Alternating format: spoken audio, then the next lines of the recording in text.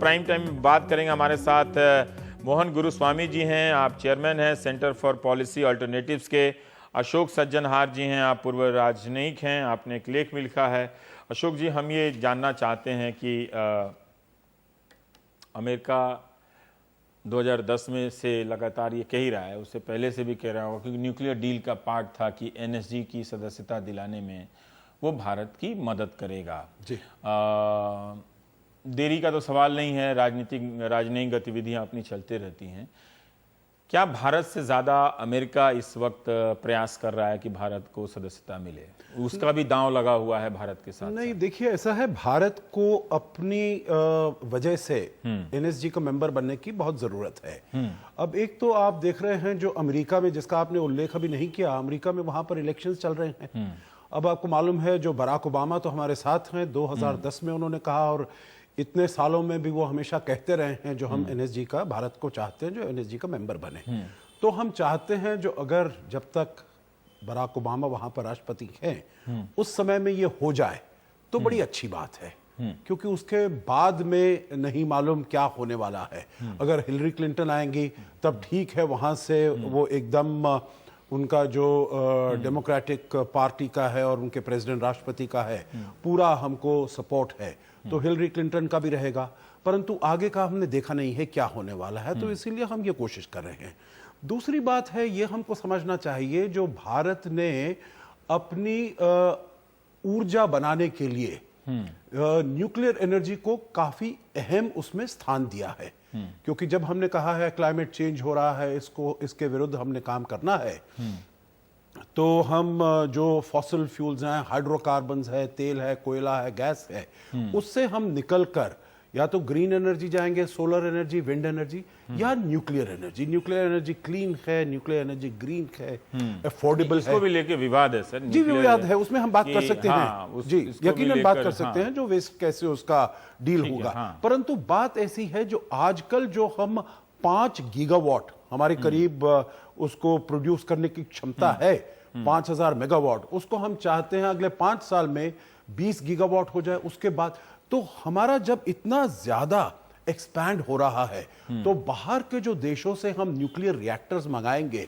वो चाहेंगे जो यहाँ की जो स्थिति है वो बहुत तो भारत के साथ उनका कारोबार बढ़ेगा, इसलिए भी वो थोड़ा ज्यादा सक्रिय हैं जो एनएसजी का हम तो क्या वो संभावना चीन को नहीं दिख रही है जो बाकी अन्य देशों को दिख रही है कि भारत के साथ कारोबार बढ़ सकता है? चीन भी तो पाकिस्तान में रिएक्टर बनाने में मदद कर ही रहा है। जी जी। नहीं, तो ये मेरे विचार से हमने चीन को ये वाला सुझाव भी दिया है, जो आप भी हमारे यहाँ पर आकर ऐसा बना सकते हैं। परंतु मेरे विचार से जो चीन का जो रवैया अभी उन्होंने अपनाया है, वो ज्यादा कूटनीति के हिसाब से किया है, इतना ज्यादा उन्होंने, क्योंकि अब चीन तो वहां उसको ज्यादा उसमें कोई राजनीतिक शत्रुता नहीं है, मतलब आप ये कह रहे हैं कि नहीं, राजनीतिक शत्रुता इस हिसाब से है जो वो पाकिस्तान को ऊपर करना चाहता है, बढ़ाना चाहता है, या पाकिस्तान के बहाने भारत को रोकना चाहता है। जी, उसका अभी तत्काल लक्ष्य क्या लगता है कि पाकिस्तान का नाम लेकर भारत को रोक दिया जाए, टाल दिया जाए, या पाकिस्तान को भी भारत के साथ साथ ले आया जाए? जी, दोनों चीजें हैं इसमें। एक तो जो पाकिस्तान, क्योंकि वो अगर आप ये देखिए, चाइना पाकिस्तान इकोनॉमिक कॉरिडोर एक जो वो बनाने का प्रयास कर रहे हैं, जिसमें $46 बिलियन, उसमें न्यूक्लियर एनर्जी, परमाणु ऊर्जा का बहुत ज्यादा हिस्सा रहेगा। और अगर वो है तो फिर केवल चीन वहां पर इतने ज्यादा यूरेनियम सप्लाई नहीं कर पाएगा, और देशों के साथ भी पाकिस्तान को इसमें इसके साथ व्यापार करना पड़ेगा, और उसके लिए पाकिस्तान को एनएसजी का मेंबर, या जैसा वेवर भारत को मिला था 2008 में, उसकी आवश्यकता होगी। इसीलिए वो चाहता है जो पाकिस्तान भी एनएसजी का मेंबर बने, एक, और दूसरा है पाकिस्तान के बल पर वो भारत को भी नीचे दबाए रखे। जी, लेकिन इतने दबावों के बाद वो कभी तो झुकेगा तो सही, क्योंकि देखिए 2008 में आप जिस वेवर की बात कर रहे हैं, वो पाकिस्तान को तो नहीं मिला था। जी, वो पाकिस्तान के मसले के बावजूद भारत को वो रियायत मिली थी, और वो ऐतिहासिक रियायत थी, तो इस बार क्यों नहीं मिल सकता है? देखिए, दो चीजें इसमें हमें समझनी होंगी। एक, जो चीन की आजकल स्थिति है 2016 में, और जो उसकी स्थिति थी 2008 में, उसमें अंतर है। पर तब वो मजबूत था, तब अमेरिका के दबाव में वो झुक गया। अब और ज्यादा मजबूत है। और आपको यह देखना पड़ेगा जो 2008 के बाद जो इंटरनेशनल फाइनेंशियल क्राइसिस हुआ है उसमें अमेरिका और जो वेस्ट है उनकी आर्थिक स्थिति और उनका जो पॉलिटिकल क्लाउट है वो कम हुआ है, और चीन का जो क्लाउट है वो बड़ा है। और ये आप देखिए जो अब पिछले कुछ सालों से, और ये हम देख सकते हैं साउथ चाइना सी में बहुत से ऐसे हैं जो उनका असर्टिवनेस और उनका जो बेलिजरेंस है अपनी पोजीशंस को, वो तो हमारा भी दिख रहा है, हमारी सक्रियता से भी तो दिख रहा है कि हम चाहते हैं, हम लेना चाहते हैं। तो हम भी बड़े हैं, हमारी भी जो आर्थिक स्थिति है वो अच्छी मजबूत हुई है, हमारी जो राजनीतिक स्थिति है पूरे विश्व में वो मजबूत हुई है। परंतु इसमें ये हमको देखना चाहिए जो चीन पहले ऐसा किया करता था और छोटे मोटे देशों को सामने ले आता, अपने आप पीछे खड़ा रहता जैसे 2008 में किया, परंतु आज जो उसने किया है अपने आप भी बहुत सक्रिय होकर बोल रहा है, सामने आकर बोल रहा है, परंतु छोटे मोटे देशों को भी उसने सामने किया हुआ है जो वो भी कहते रहे। गुरुस्वामी जी, हम थोड़ा सा जानना चाहते हैं कि एक इन सब चीज़ों पे बात करने का भी मौका कम मिलता है, लेकिन कूटनीतिक दुनिया में क्या होती है, जो बाहर बोली गई बातें हैं और अंदर जो कुछ चल रहा होता है, दोनों में काफ़ी अंतर होता है और सूचनाओं का बड़ा अभाव रहता है। हम ये जानना चाहते हैं कि अभी जो हो रहा है, जो अभी जो प्रक्रिया चल रही है, उसमें भले एनएसजी की सदस्यता मिले या ना मिले, लेकिन क्या ये सही नहीं लगता कि भारत ने इतना तो दबाव बना दिया है कि जिससे पाकिस्तान इस वक्त बेचैन दिख रहा है, चीन भी उसकी आड़ में कुछ परेशान सा दिख रहा है? देखिए, मेरी राय यह है कि हम लोगों ने इसमें कुछ बेफजूल इसको एक प्रेस्टीज इशू बना दिया है और इसको प्रेस्टीज इशू नहीं बनाना चाहिए, क्योंकि इसमें जो हमारे जो मटेरियल बेनिफिट्स हैं इसमें कुछ खास मटेरियल बेनिफिट्स नहीं है, क्योंकि हमको सिविलियन न्यूक्लियर डील हो गया है, 1, 2, 3 का वेवर है और जो भी सिविलियन न्यूक्लियर टेक्नोलॉजी चाहिए हमें मिलता है, हम खरीद सकते हैं। हमें अभी अमेरिका के साथ 6 रिएक्टर्स की एग्रीमेंट भी की है, वो आंध्र प्रदेश में रिएक्टर्स बनेंगे और रूस के साथ भी है, फ्रांस के साथ भी बातचीत हो रही है और हमें इसमें कोई रुकावट नहीं है। ये जो टेक्नोलॉजी जो है, एनर्जी इसलिए आया कि जिस देश के पास कोई टेक्नोलॉजी नहीं है उसको पहले डी वेपनाइज कर दें और उनको उसके बाद टेक्नोलॉजी। भारत तो वेपन स्टेट है, हमारे पास वेपन्स है, फुल न्यूक्लियर फ्यूल साइकिल है, फुल वेपन्स डेवलपमेंट साइकिल है, इसको हम कुछ सेफ गार्ड्स में अलग कर दिए हैं। तो इसको देखते ही हम लोग, मैं नहीं समझ सकता कि ये क्यों इतना बना दिए। और चीन जो है, चीन का जो है हर चीज उनका रवैया होता है कि भारत को दबाए और उनको जो भारत चाहता है वो उसको ना दिलाए। अब देखिए, सिक्योरिटी काउंसिल की बातचीत होते हमसे कहते हैं कि भाई ये जापान के साथ जुड़ा हुआ है आपका, तो हम जापान को नहीं चाहते हैं, तो इसीलिए हम आपको सपोर्ट नहीं कर सके। पाकिस्तान के साथ जोड़ दिए हैं और कहते हैं कि हम पाकिस्तान को भी अंदर ले जाना चाहते हैं, इसलिए आप अकेले को हम सपोर्ट नहीं कर सकते। ये चीन का तरीका रहा। सिविलियन न्यूक्लियर डील को उन्होंने एग्रीमेंट के उस दिन 5 बजे शाम को उन्होंने ऑब्जेक्ट किया और मीटिंग 9 बजे तक गई। उसके बाद चीन की ऑब्जेक्शन को ओवरऑल किया अमेरिका ने और एग्रीमेंट करवा दिया। तो ये चीन का एक तरीका है, उनकी पॉलिटिक्स ये है कि हर चीज को एक प्राइस उस पर वसूल करें और हम मांगते रहें और दबाते रहें। और एक सरप्राइज ग्रुप में आने से क्या मटेरियल बेनिफिट है? अभी पिछले ही हफ्ते में हमको MTCR की मेंबरशिप मिली है, missile technology control regime. MTCR की जो अहमियत है वो सबसे ज्यादा है, इससे क्योंकि वो वेपन्स टेक्नोलॉजी हमको एक्सेस होता है, लॉन्ग रेंज मिसाइल्स की पक्षपात्र की टेक्नोलॉजी एक्सेस होता है। हमारे पास जो ब्रह्मोस है, सुपरसोनिक मिसाइल्स है, वो सब रेंज उनकी 350 किलोमीटर तक लिमिट हो जाती है। जब MTCR के मेंबर होते हैं, आपको ये मिसाइल आप खरीद सकते हैं।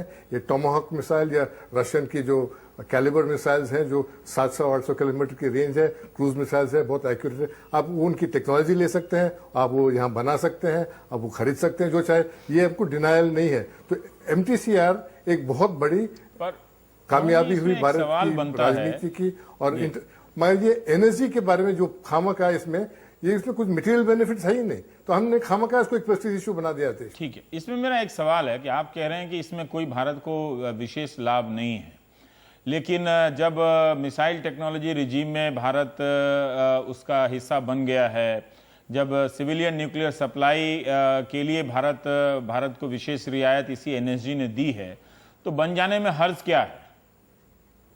हर बन जाने में कोई हर्ज नहीं है, मगर इतना जो गड़बड़ हो रहा है, चीन के पास भागे, 40 देशों के पास भागे, सुषमा स्वराज 30 देशों गए, ये इतनी बड़ी एफर्ट करने की क्या जरूरत है? और देश में सारा देश बैठा हुआ है, जैसा कि एनएसजी की मेंबरशिप नहीं मिले तो हमारी परमाणु प्रोग्राम खत्म हो जाएगी। ऐसा एक माहौल आपने क्रिएट कर दिया है। ये खामखा इसके पीछे, ये हमारी डिप्लोमेटिक सर्विस की मैं जो कभी कभी डिटर्मिनेशन को मैं समझ नहीं पाता, कोई प्रैक्टिकल वो नहीं है, उसमें बेनिफिट नहीं है, एक प्रेस्टीज थिंग है। और जैसा कि हम लोगों ने शिकायत होती है डिप्लोमेटिक सर्कल में, जो हाई टेबल होता है जर्मनी में अफगानिस्तान के बारे में, हमको नहीं बुलाया जाता है। हम हर हाई टेबल में घुसना चाहते हैं। ये एनएसजी जो है 48 कंट्रीज हैं इसमें, आप एक रहेंगे उसमें, क्या मटेरियल बेनिफिट मिलने वाला है आपको? आज हमने हमारे मित्र सजनार के लेख मैंने पढ़ा आईडीएससी जर्नल में, इसमें एक वजह भी नहीं दिया उन्हें इसमें क्या बेनिफिट होने वाला है हमको। सब सिर्फ प्रेस्टीज का है, acceptance of international India status, acceptance of India as a rising power, as an economic power, ये सब ठीक है। एक मेरा सवाल भी है, इसको हमारी देश की जो प्रेस्टीज का इस पे स्टेक करने की क्या जरूरत थी? अच्छा, मेरा एक सवाल है, मोहन गुरुस्वामी जी ने कहा कि क्या फायदा है, और आपके लेख में एक फायदा नहीं बताया। मुझे एक और बता दे, 2008 में जब न्यूक्लियर सप्लाई के लिए भारत को सदस्यता मिली थी, तब क्या इतने ही विदेश दौरे हुए थे और इस तरह की कूटनीतिक गतिविधियां हुई थी? हमें उतना मालूम नहीं, अगर आप इसमें भी अगर दर्शकों को बता सके तो। जी, दो चीज मैं इसमें कहूंगा। एक तो जो मेरे विचार से जो मैंने सुना है, ये विदेश मंत्री का जो प्रेस कॉन्फ्रेंस में जो उन्होंने कहा, मेरे विचार से उन्होंने इसको प्रेस्टीज इशू नहीं बनाया है। उन्होंने जो अपनी देश में एक तरह से टाला है कि इस साल के अंत तक हम कर लेंगे इसको। एक्सपेक्टेशंस जो है मेरे ख्याल से वो लोअर की हैं। जो आप ये मत समझते रहिए जो 24 तारीख को हम बन जाएंगे मेंबर, ये आगे हो सकता है, साल में हम उम्मीद करते हैं जो इस साल में हम बन जाए। तो चीन अरे बन गए तो बन गए, नहीं बने तो नहीं बने यार, ठीक है। अच्छा, जो ये भी देखिए ना, अगर हम अपनी आशाओं को कम कर दें, लेकिन चीन तो काफी सक्रिय है। नहीं, चीन अमेरिका बोल रहा है, तो इसका मतलब कुछ तो गतिविधि है ना, तो उसको थोड़ा अभी जब तक खारिज नहीं होता उसको रेस्पेक्ट करते हैं। कभी यकीनन गतिविधि तो बहुत है। देखिए, उन्होंने भी ये कहा है जो जब कोशिश करनी है तो पूरी करनी है। ऐसा नहीं है जो आधे दिल से हम आधे मन से उसको करें और फिर कहें जो भाई हमने तो पूरी कोशिश नहीं की। कोशिश तो पूरी करेंगे, और जितने हमारे पास वो आएंगे, अगर देखिए 48 सब कुछ दांव लगाकर चीन नहीं माना तो जी कोई बात नहीं, कोई बात नहीं, क्योंकि देखिए पोस्टपोन हो जाएगा। परंतु चीन को यह भी ध्यान रखना पड़ेगा जो इसको हमारे जो दो तरफा रिश्ते हैं उस पर कैसा प्रभाव पड़ेगा, उस पर कैसा असर पड़ेगा, उसको ये भी तो सोचना पड़ेगा अंतिम रूप से ना कहने में। हाँ, सोचना चाहिए। और अगर 48 देशों में से 47 देशों ने कह दिया जो ठीक है भारत को होना चाहिए, क्योंकि देखिए अमेरिका ने, यूके ने, कनाडा ने, रूस के राष्ट्रपति पुतिन ने तो यहां तक 2008 में चीन अकेला पड़ गया था जी, है ना? रूस ने तो ये कहा है जो हम चीन के साथ बात करेंगे जो भारत को सदस्यता अब आप मोहन गुरुस्वामी जी के सवाल पे आइए कि फायदा क्या है जिसके लिए इतना हंगामा हो? देखिए, जो उनका कहना है, हाँ, मैं 4 आपको फायदे बताऊंगा जल्दी दर्शकों को। जी जी जी, बिल्कुल। देखिए, एक तो है जो एग्जेम्पशन हमको मिला था, वेवर जो मिला था 2008 में, उसमें था वो कभी भी बदला जा सकता है। तो अगर कभी किसी समय, अभी तो सोल में मीटिंग हो रही है, वो कह रहे हैं वो नहीं, 1 2 3 एक परमानेंट एग्रीमेंट है, उसमें नहीं था वो। नहीं, जो वेवर आपको मिला है 2008 सितंबर में, उसमें अगर एनएसजी में कोई भी बदलाव आता है, लीडरशिप कोई ऐसी आती है जो कि भारत के साथ उनका इतना समन्वय न बैठता हो, तो आपको वो जो एग्जेम्पशन है उसको वो रद्द भी कर सकते हैं। तो इसीलिए आपको देखना है जो आप नहीं कर सकते हैं। अगर आप मुझे इजाजत देना है मैं कंप्लीट कर लूं तो स्वामी जी एक बार इनको बोल लेने दीजिए, मैं अज्ञानी इस मामले में, उसके बाद फिर आपके पास आएंगे, टोकते नहीं। हाँ जी, दूसरा है, हमने ये कहा है उसमें, आपने ये कहा है दर्शकों को, 2008 का जो समझौता था, हाँ, उसको कभी सिविल तकनीकी सहयोग का कभी भी रद्द किया जा सकता है अगर उसके अंदर लीडरशिप, अगर हम, क्या आप मुझे बता सकते हैं कि एनएसजी की सदस्यता हमेशा अस्थायी होती है, उस सदस्यता मिलने के बाद कभी भी बाहर नहीं किया जा सकता? जी, मुझे मालूम नहीं है। नहीं, वो है। देखिए, ये शुरुआत इसकी हुई थी 1975 में। हाँ, वो ठीक है, भारत को ही रोकने के लिए बनाया गया। बिल्कुल बिल्कुल। खैर, आप बाकी 3 फायदे बताएं। जी, दूसरा है जो हमने ये भी उस समय ये कहा था, जो एनएसजी के रूल्स में जो भी बदलाव आएगा, हालांकि भारत उसका सदस्य नहीं है, उन सब बदलावों को हम भी मानेंगे और उसी के अनुकूल हम अपना कार्य करेंगे। मतलब हम सदस्य नहीं है, मेंबर नहीं है, परंतु जो भी चेंजेस एनएसजी लाता है रूल्स में, हम उसको फॉलो करेंगे। और अगर हम चाहते हैं जो उसमें कोई ऐसा रूल नहीं आए जो हमारे हित के विरुद्ध हो, विपरीत हो, तो हमको उसके अंदर होना चाहिए जैसे कि हम देख सकते। तीसरी चीज है जो हम एक्सपोर्टर बनेंगे,